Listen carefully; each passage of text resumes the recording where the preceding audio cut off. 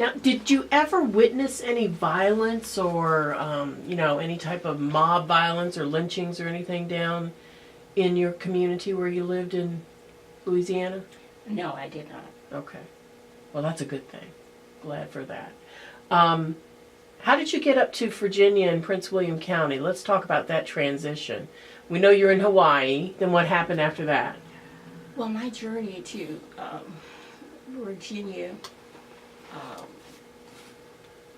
included en route Okinawa, Hawaii, Kansas, Oklahoma, Texas, Italy. So I've had quite a number of places that to get here. It moves over the many, many years. And so, when did you come to Prince William County? Actually, it was during the last 2 years of the Carter administration. That should have been 78, I guess, about 78. Right. Was your husband still in the military? Yes, he was still in the military. Where was he stationed? When he first came here to the metropolitan area, he was stationed at the Hoffman building, and that's in Alexandria. Mm-hmm. So what was it like in Northern Virginia when you got here?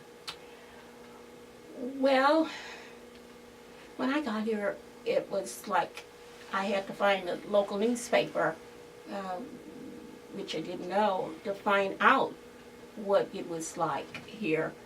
And I needed to become involved in the community.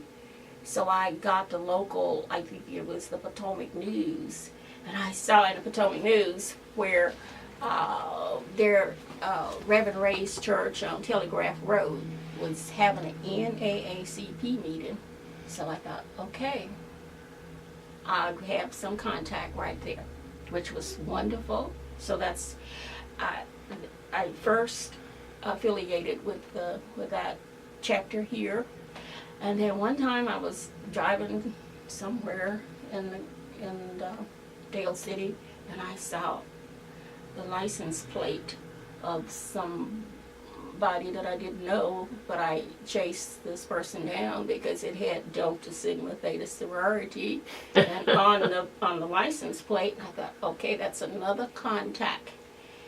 So I chased that person down, and there was no chapter here when I came here. Many social organizations that were not social but public service, which is the sororities are. There were no public service organizations. So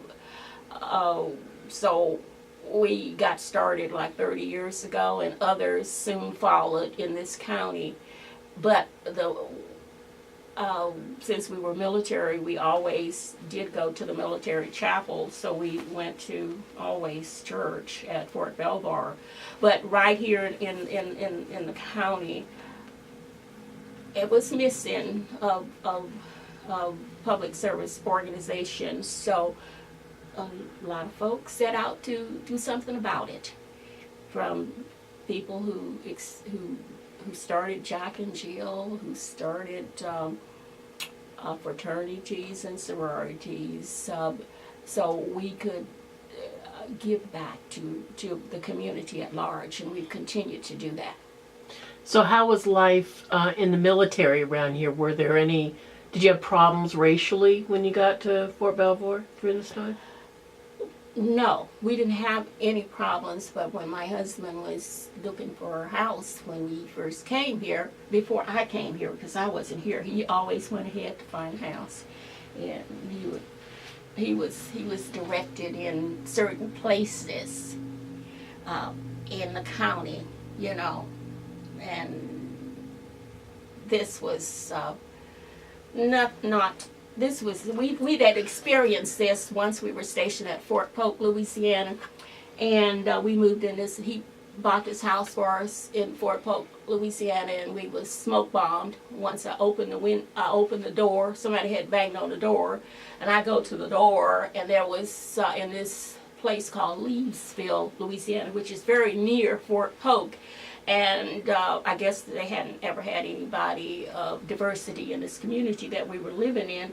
And I opened the door, and my 2 little children then were really little, and the smoke just billowed all over the place. So that was to say we were apparently not welcome. You know, we were not welcome. So I guess that's the kind of reception. But here, my husband was directed, when we got here, he was directed in certain places, as in Leesville, when a realtor would take him to some place, and he says, oh no, we won't, no, I won't even go in and look at that house, you know, just take for granted. But here, it was not quite right here either, but a lot of military people moved here in Prince William County, and we got to know each other, we supported each other, and our husbands kept on being the best patriots in the world, serving the United States military, and loved it, despite encounters. For example, when he mentioned in Vietnam, he had to have a person to remove the Confederate flag that was flying, and that he says no. There will only be one one flag, and that's the United States. And from that, I can't, every vehicle that I ever had, I always have me a United States of America flag in some corner in my vehicle, because he had to, even though they're fighting in Vietnam, this was so disturbing to him and to me, that somebody wanted to fly a Confederate flag in wherever they lived, the barracks or whatever. So there have been incidents, and I don't know if you know about the OER. OER, that's Officers Efficiency Report. It's like a report card you get. Anyway, he showed me disturbingly that he, on his OER, said this officer has great potential, which they do, and they tell all of the good qualities, but it said clearly, this black officer should be promoted.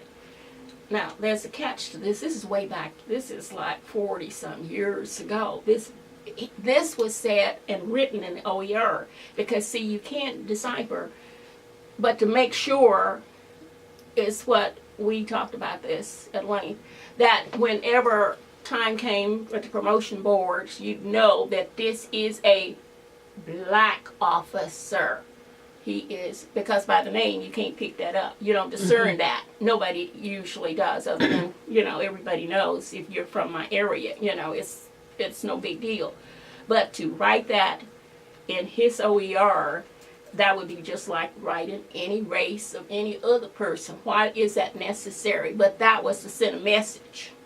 That was to send a message. And I still have that. That says, dude, that was to, there have been incidents, but thanks to President Truman, it's always, there have been incidents. Some folk won't talk about it, but thanks to President Truman way back in 48 or something, and he integrated the service. But I think that we have been more advanced and sometimes more than the civilian community in doing the right thing. When did your husband enter the military? Do you remember? What year it was? He right after college, because he was in ROTC, and he went into to the military, and he was actually in reserves, and he was called during the Korean conflict, and he was working on his master's degree at that time at LSU, and then he just stayed and stayed. So this was back in the 50s. Okay. This was back in the 50s. He spent 30-some years in the military. So what did you do with the house in near Fort Polk? Did you all stay in that house, or? We did stay there because he just had a commander's job there for 18 months. So, but we were, the neighborhood there, and this is my hometown. I mean, not my hometown, this is my home state, but this was in Leavesville, Louisiana. And we stayed there. We stayed there, and we sold it in 18 months, and then we left. Yeah, yeah. So what other things in Prince William County? You joined the NAACP. What kind of things did you do with the NAACP?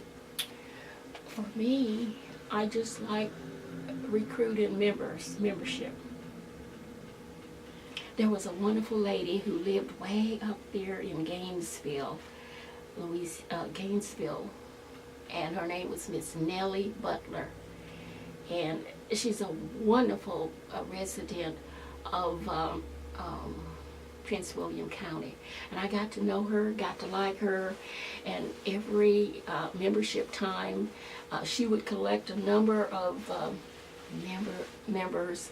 I'd go pick hers up, then I'd pick others up, membership. So that was so nice.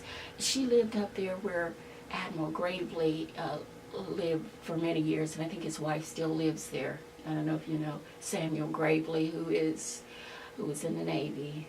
One of the first very historical names of a ship is named after him, and a school up there is named after Admiral Gravely here in the county, an African-American Navy man.